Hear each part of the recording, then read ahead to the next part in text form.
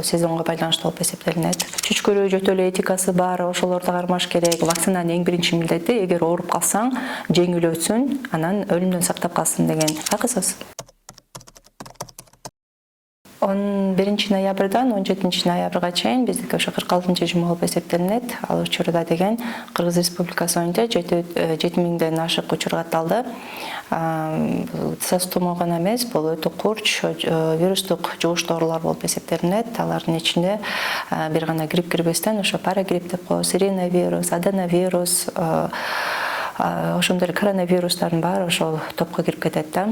Ал 45 жума менен салыштырмалганда 1,7% көтөрүлгөн. Көбүнчө деген өспүрүмдөр катталган, бул 70% 14 жашка чейинки муркайлар жана өспүрүмдөр катталган да арасында. Азыркы учурда деген бул көрүнүш стабилдүү болуп эсептелинет. Былтыркы жылдын негиле ушул жылдардын ушул айларында көтөрүлүштөрдү биз ар дайым эле байкап турабыз. Бул сезонго байланыштуу болуп эсептелинет. Орун алдын алыш үчүн эгер адам ооруп калса, колдон келишинче деген өзүнчө бөлмө бөлүнүш керек. Эгер бөлүнгөндө убакыт мүмкүнчүлүгү жок болсо, анда өздүк гигиенаны сакташ керек, ар дайым маска таанып жүрүш керек, масканы өз учурунда алмаштырыш керек, колдук гигиенаны сакташ керек, ошондой эле чүчкүрүү жөтө эле этикасы бар, ошолорду кармаш керек. Үйдө деген майда өспүрүмдөр болуп, же болбосо ата-эне, чоң кара ата-эне болсо, ошолордон ары болуп дистанцияны сакташ керек, же болбосо ооруган мезгилде көчөгө чыгып, общественный местолорго барса, ошондой эле дистанцияны сактап, ар дайым маска менен жүрүш керек да. Специфический профилактика деп коет. Мындай учурда деген вакцина алыш керек. Вакцина көптөгөн нерседен жардам берет. Жана өз алдында дарыланбастан тиешелүү кызматкерлерге кайрылыш керек. Бул эң негизги болуп эсептелинет да, өнөкөткө өтүп кетпеш үчүн. Бул учурда деген вакцина деген Кыргыз Республикасы боюнча 67 000 дозадан ашканда, алар азыркы учурда деген бүткүл областарга бөлүнүп, группа риска деп коет, ошолорго салып жатат. Тобокел топтун ичинде ошо биринчиден эле ошо өнөкөт оорусу бар адамдар, биздин биринчи очередь турган медицина кызматкерлери алынат, ошондой эле 60тан өтүп калган уйгайлуу адамдар алат, балдар үйүндөгү, карылар үйүндөгү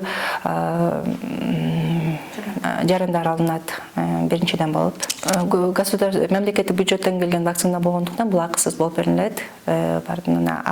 Бирок жеке менчик фармациядагы өзүнүн чүндөөнө сатып алган кандайдыр бир частный центрлар болсо, алар мүмкүнчүлүгү сатканга да мүмкүнчүлүгү болот. Эгер ошо өнөкөт тобунан алып бардыгы топтолуп, андан кийин ашып калса, анда калачу жарандар келип территориальный поликлиникалардан болуп алып кетсе болот.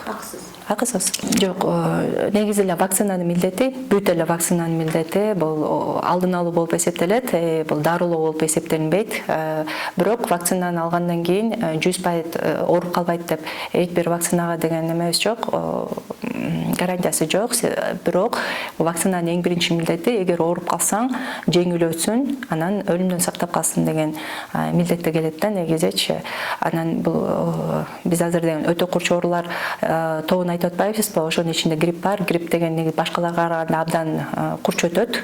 Ошо курч өткөн оорудан сактап калсын деген милдет менен келет да.